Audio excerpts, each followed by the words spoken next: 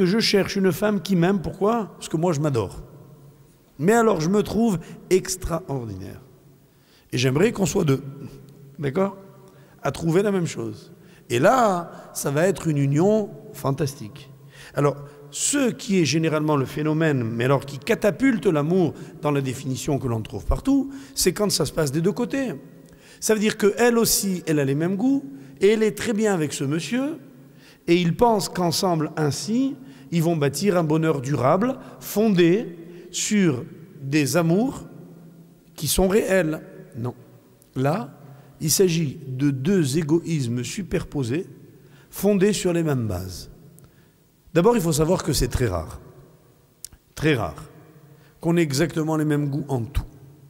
Je dis même que ça comporte un risque énorme, qui s'appelle très vite l'ennui. Et l'ennui, c'est le cancer de l'amour. Tout est gâché par lui. Il n'y a rien de mal qui se passe, mais il n'y a rien de bien qui se passe.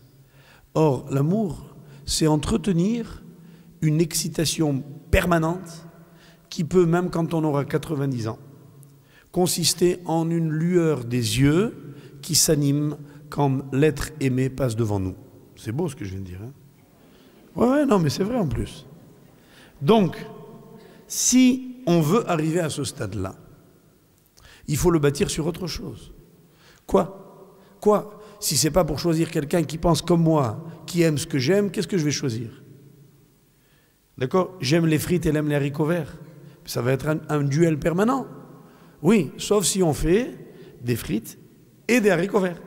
Vous y avez pensé? Alors pour quand même élever un petit peu le débat, mes chers amis, la Torah dit quelque chose de beaucoup plus profond.